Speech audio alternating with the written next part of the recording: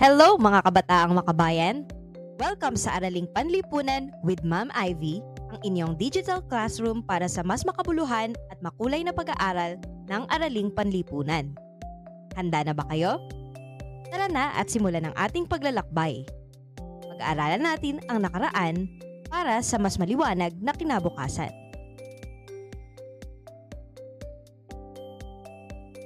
Hello class! Panibagong topic na naman tayo. From lost to war mode. Let's time travel to the OG power players. So, ngayong lesson, ililipat natin ng spotlight sa dalawang ancient giants. Ang Babylonia, ang empire ng law and order, and Assyria, ang kabihasnan na may warrior vibes 100%.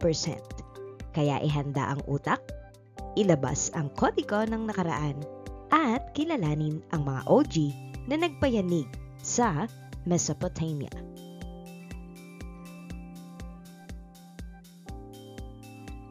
Focus tayo. Ito ang goals natin today. Let's get that brain power leveled up mga besh. Basahin natin ang kasanayang pampagkatuto. Kung kaya niyong sumabay magbasa, let's go! Are you ready? Nasusuri ang kalagayang heograpikal ng mga sinaunang kabihasnan sa Asya at iba pang bahagi ng daigdig. Mga layunin. Naihahambing ang kalagayang heograpikal ng Imperyong Babylonia at kabihasnang Assyrian at natutukoy ang ugnayan nito sa pag-usbong ng kabihasnan.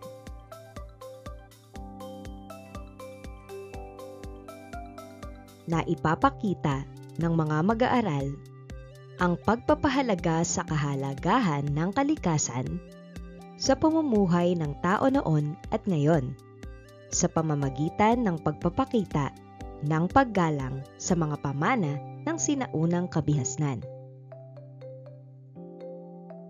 Naipapahayag ang mas malalim na pangunawa sa heograpiya, pamahalaan, ekonomiya, at kultura ng dalawang kabihasnan sa pamamagitan ng debate.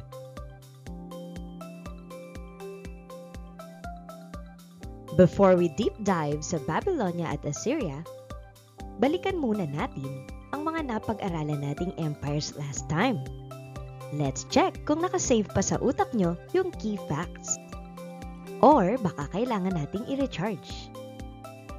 Review time na! I-level up mo na yan. Alright, is fact or bluff activity? Ano kaya ang kabihasnan?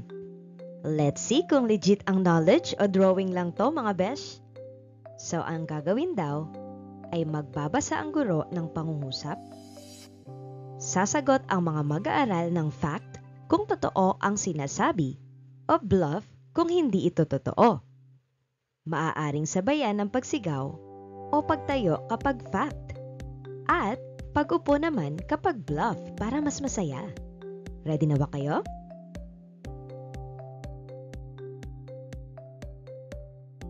Is it a fact or bluff? Ang kabihasnan ay tumutukoy lamang sa pamahalaan ng sinaunang tao. Are you ready? You have 5 seconds.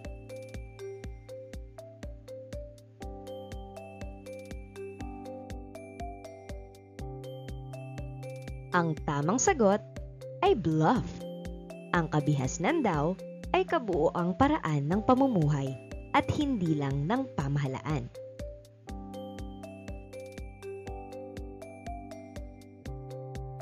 Alright, next one. Is it a fact or a bluff? Kasama sa kabihasnan ang sining, relihiyon, pamahalaan, at wika. 5 seconds.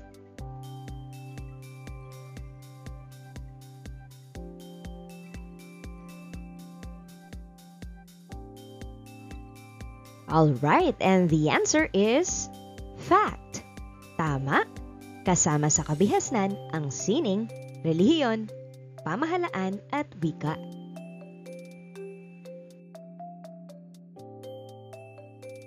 Are you ready for the next one? Alright, is it a fact or bluff? Ang pagkakaroon ng lungsod ay isa sa mga palatandaan ng kabihasnan. 5 seconds again. Ready?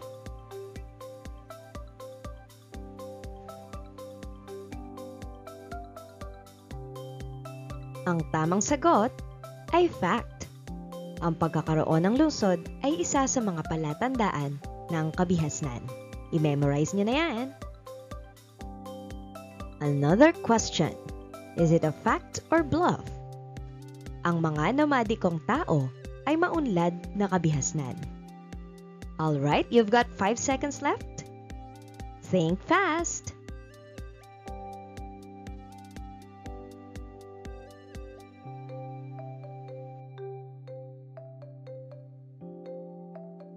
Ang tamang sagot ay bluff.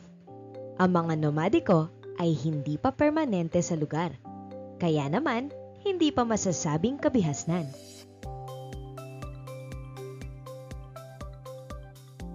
Another question, is it a fact or bluff? Walang kinalaman ng teknolohiya sa pag-unlad ng kabihasnan. 5 seconds.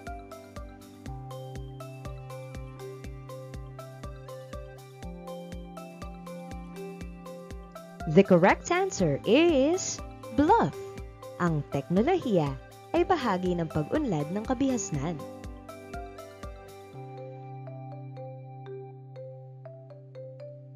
Another question is it a fact or bluff? Ang pagsulat ay isa ring palatandaan ng kabihasnan. Ready? 5 seconds.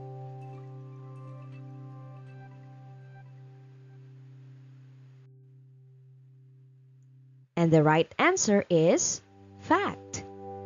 Yes, indeed. Ito ay isang palatandaan ng kabihasnan. Another question, is it a fact or bluff? Ang kabihasnan ay pareho lang sa kultura. 5 seconds.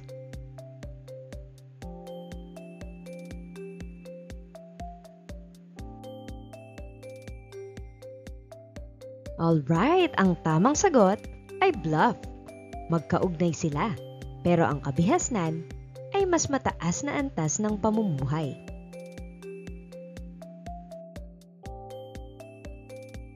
Another one for you. Is it a fact or bluff? Ang kabihasnang Mesopotamia ay itinuturing na unang kabihasnan sa daigdig. 5 seconds left.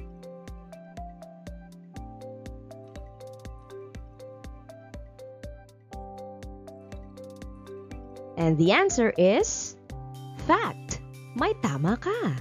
Ang kabihasnang Mesopotamia ay itinuturing na unang kabihasnan sa daigdig. Is it a fact or bluff? Ang pag-unlad ng kabihasnan ay walang epekto sa kasaysayan. 5 seconds.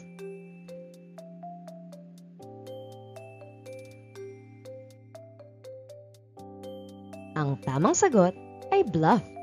Mahalaga ang kabihasnan sa paghubog ng kasaysayan.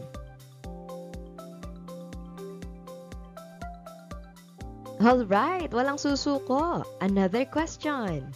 Is it a fact or bluff? Ang kabihasnan ay tumutukoy sa maayos at sistematikong pamumuhay ng mga tao. Ready? 5 seconds.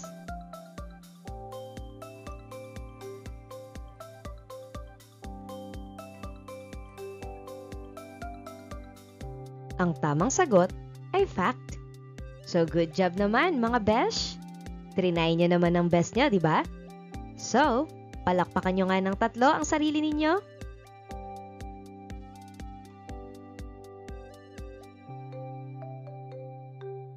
Okay, class? Iba na to. Panibagong game, panibagong round. Ilabas na ang inyong energy, ang pagiging alert, at ang fighting spirit.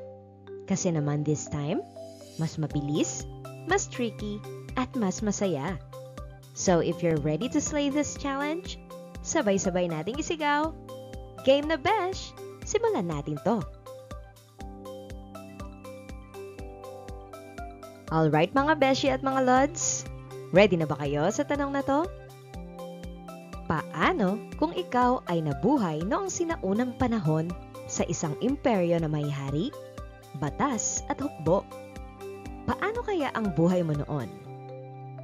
So, real talk tayo class. Kung ikaw ay nabuhay noong sinaunang panahon sa gitna ng isang imperyo tulad ng Babylonia o Assyria, paano kaya ang buhay mo noon? Ikaw ba ay isang mandirigma? Scholar? Taga-sulat ng batas? Magsasaka? O taga-ayos ng irigasyon? Ano kaya ang role mo sa empire? I-share mo naman yan sa papel o sabihin mo sa teacher mo. Let's time travel through our imagination.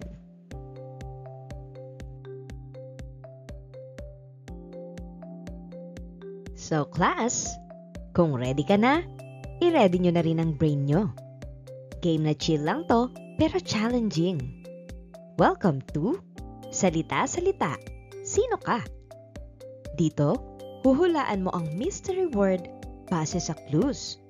Pwedeng tao, lugar, pangyayari, o konsepto mula sa aralin.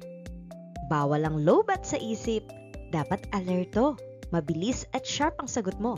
So let's go and find out kung sino nga ba ang tinutukoy. Salita-salita. Sino ka?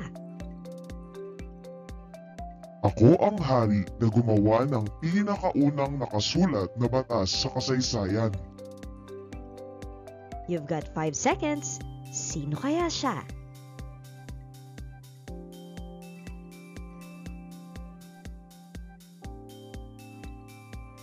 Ang tamang sagot ay Hammurabi.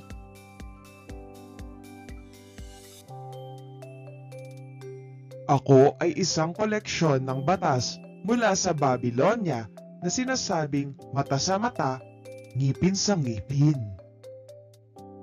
Alright, sino kaya siya? 5 seconds.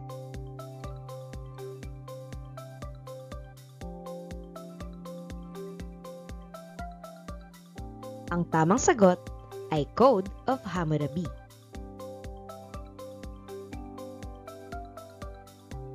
Ako ay isang malawak na lupain na pinamumunuan ng isang hari o reyna. Alright, hula-hula tayo. 5 seconds.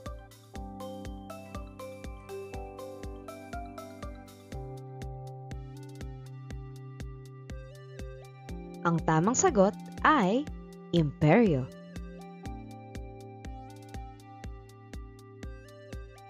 Ako ay kilala bilang malulupit at biyasa sa pakikidigma noong sinaunang panahon. Sino ako? Sino daw siya? Alright. Sige nga, hula tayo. 5 seconds left.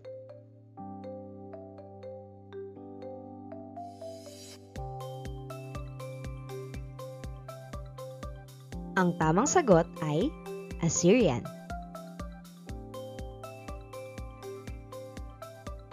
Ako ang dalawang ilog na nagsilbing tahanan ng maraming kabihasnan tulad ng Babylonia. Alright class, hula tayo. Sino kaya siya? 5 seconds left.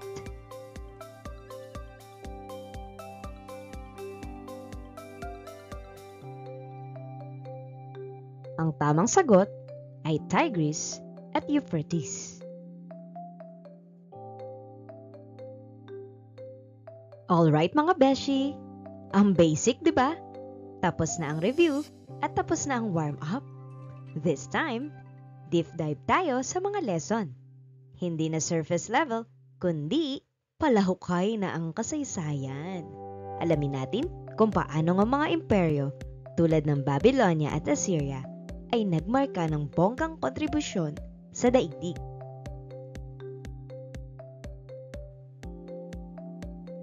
Imperyong Babylonia, taong 1874 hanggang 1575 BCE. Itinatag ng mga Amorite or Amorita, isang grupong Semitiko mula sa silangang bahagi ng Mesopotamia. Umusbong pagkatapos ng pagbagsak ng ikatlong dinastiya ng Ur Nagsimula sa lungsod ng Babylon at pinalawak sa pamumuno ni Hammurabi. O diba? From isang maliit na lungsod sa Babylon, naging legit na imperyo, all thanks to the Amorites at kay Hammurabi na may law and order mindset. Ibig sabihin, kahit simpleng simula, pwedeng maging pang world history kung may vision. So, tuloy ang learning mga besh. Next slide, next discovery.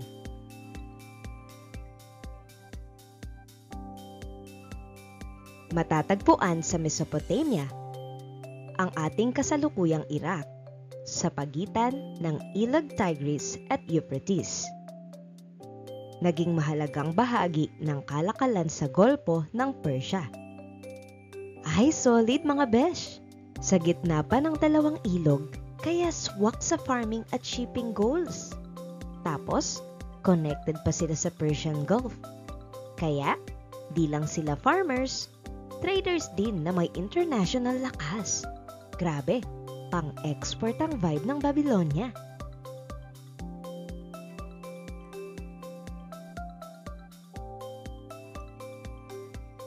Naging mahalagang bahagi ng kalakalan sa Golpo ng Persia.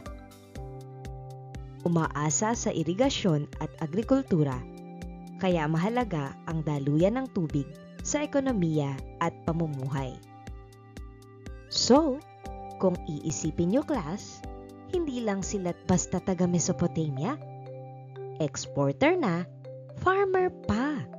Umaasa sila sa tubig, di lang sa inumin, kundi sa kabuhayan. Kaya, kung walang ilog, walang ekonomiya.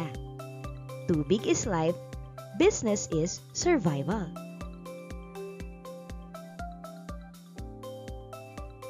At eto pa, walang tapon sa lugar nila mga besh. May copper for tools, bato for flex, barley for food, at langis for trade. Literal na jackpot sa resources. Kaya hindi nakapagtataka na naging powerful sila. Kaya tandaan, kung mayaman ang lupa, may lakas ang kabihasnan. So, eto na yon mga besh, si Hammurabi. Siya ang king na hindi lang basta namuno, kundi nag-iwan ng legacy na hanggang ngayon ay pinag-aaralan pa rin natin. Kaya naman, kung may greatest hits ang Babylonia, for sure, nasa top si Hammurabi. Law, order, at leadership goals, all in one king.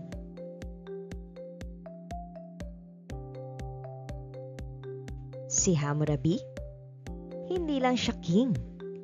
Conqueror din yan mga besh. Iniisa-isa niya ang mga lugar at sinakop ang Uruk, Ishin, Guti, Subartu, Larsa, at Mari. Parang sinasakop niya ang buong mapa ng Mesopotamia. Literal na empire building IRL. Strategic, savage.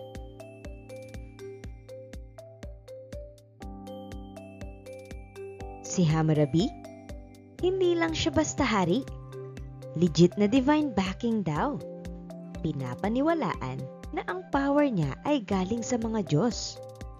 Kaya, pag may batas, automatic, holy level legit.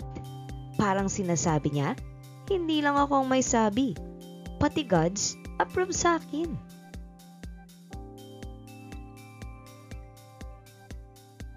Eto pa, grabe talaga si Hammurabi. Hindi lang siya namuno.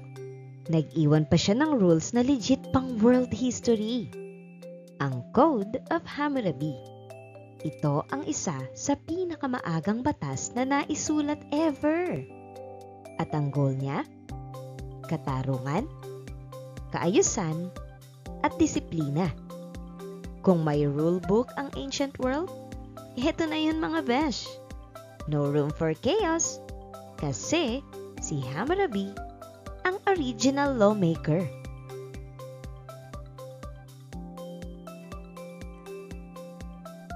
At eto na nga, Ito na talaga ang power move ni Hammurabi mga besh. Sa Code of Hammurabi, kita mo agad na si King ang boss ng lahat. Walang makakapalag. Siya ang gumagawa ng batas at siya rin ang nagpapatupad nito. Ika nga, kung anong sabihin ni King, yun ang law. No questions asked. Absolutong kapangyarihan na unlock ni Hammurabi yan, way before it was cool.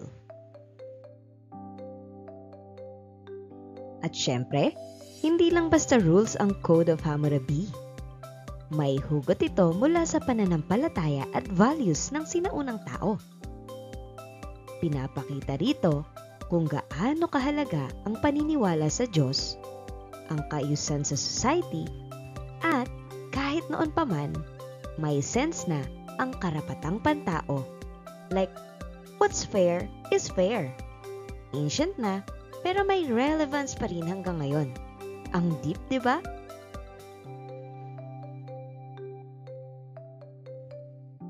Dumako naman tayo sa pagbagsak ng Imperyong Babylonia.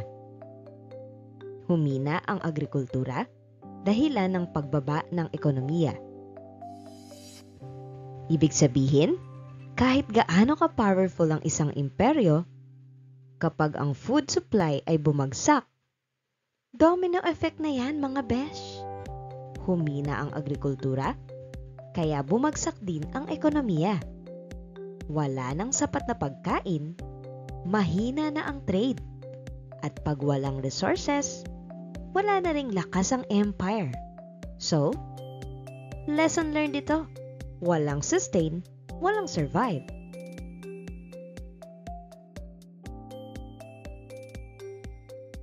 Isa pa sa pagbagsak ng Imperyong Babylonia, ang pananalakay ng mga Kassites, na kalaunay tinatawag na mga Assyrians. At habang humihina ang Babylonia, boom! Dumating ang mga Kassites. Sila ang sumakop at eventually naging kilala sila bilang Assyrians. Mga next level warriors na hindi basta-basta. Parang sa laro, habang weak ang isang player, may ibang nag-o-overtake. At yun na ang simula ng panibagong empire story. Kaya naman, next chapter na to.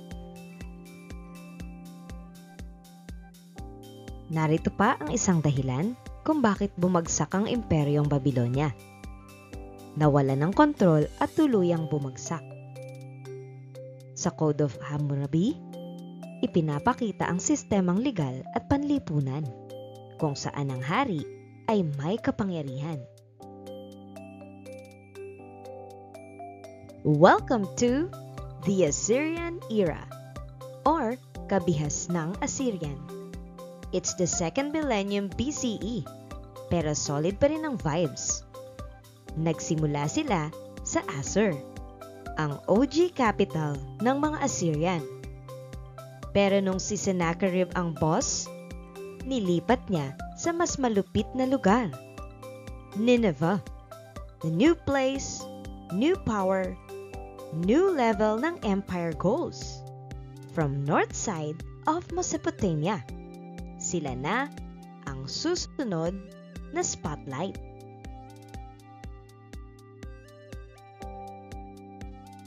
At eto na nga, hilaga ng Mesopotamia. Tapos, katabi pa ang ilog Tigris. Ibig sabihin, power spot para sa gera at trade. Parang nakapwesto sila sa strategic server. Kaya naman, mabilis silang yumaman, lumakas at lumawak. Smart ang location. Kaya, smart ang empire strategy.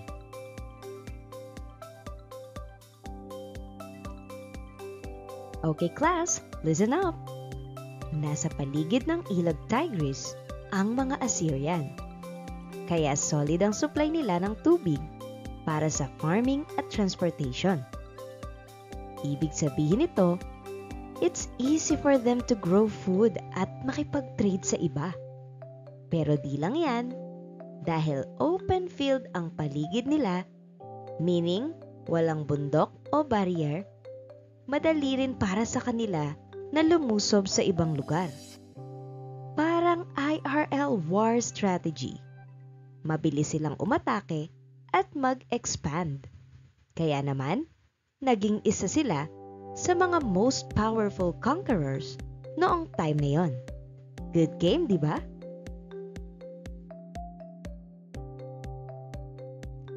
Okay pa ba kayo dyan? Sige. Pag-usapan naman natin si Sennacherib. Siya ay legit na next-gen leader. Anak siya ni Sargon II, kaya Empire blood ang dumadaloy sa kanya. Isa sa mga big moves niya, inilipat niya ang kabisera sa Nineveh. Mas engrande, mas secure, at mas empire vibes. Ibig sabihin, hindi lang siya tagapagmana. Leader din siyang may sariling vision. Si Sennacherib, hindi lang basta emperor, pa-artsy king din yan, besh. Nagpagawa siya ng malalaking palasyo at monumento. Ito ay may mga relief o ukit na may big message. For example, yung lion or hunting lion, ife-flex niya ang kanyang tapang. Yung digmaan naman, ipe-flex niya yung power. At ang pagdalaw ng mga leader, flex ng diplomacy. Parang ancient IG nila na nakaukit sa bato. Lahat yan, patunay na si Sennacherib ay king na may vision at presentation skills. At eto na nga, si Ashurbanipal, ang tinaguriang isa sa pinaka-legendary kings ng Assyria. Hindi lang siya warrior, scholar vibes din to. May utak, may lakas, pang all-around emperor package. Ibig sabihin, leadership plus wisdom is about Assyrian power maxed out.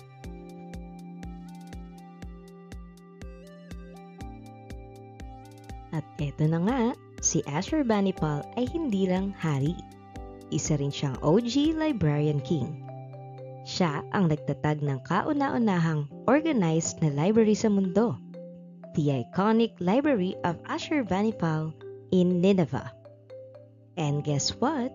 Dito natagpuan ang epiko ni Gilgamesh at iba pang ancient lit na ngayon ay pinapag-aralan pa rin natin.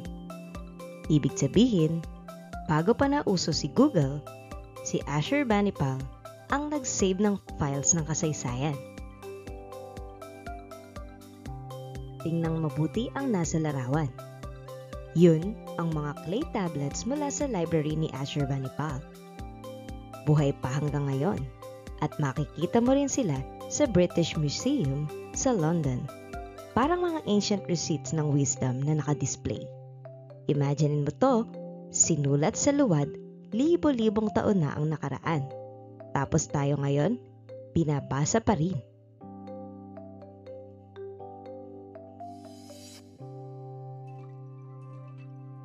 Assyrians, lodi sa military at diplomacy. Malakas ang hukbo kaya dominant sa Mesopotamia. Pero hindi lang laban, nakipag-alay din sila sa Ehipto. Fierce sa war, pero marunong makipag-usap. Alam niyo ba na bandang 612 BCE, pinagsanib na Persia ng Babylonians at Medes ang tumapos sa Assyria. Ang kabisera nitong Nineveh ay nawasak.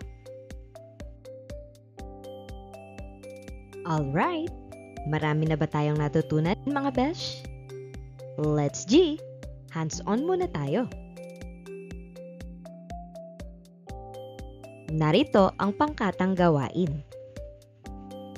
Maaari ninyong i-pause ang video para mas maintindihan kung ano ang mga instructions. Bibigyan ko kayo ng 5 minuto para isulat ito.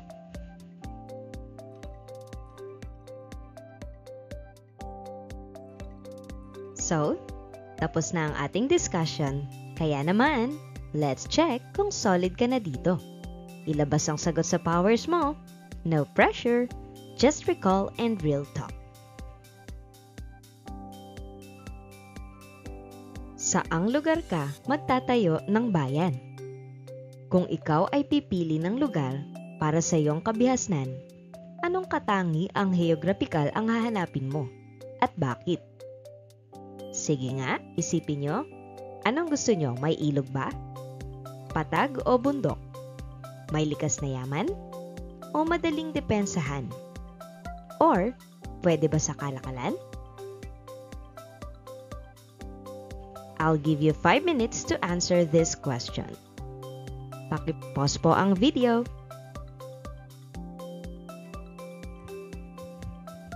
Ano kaya ang pinaka natutunan mo today?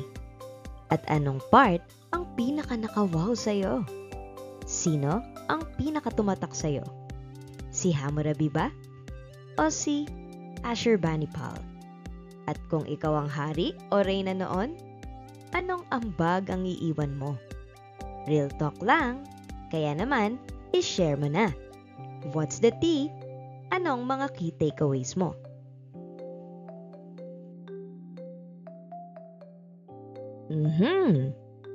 Ano ang mga mahalagang ambag ng Imperyong Babylonia at kabihas ng Assyrian sa kasaysayan?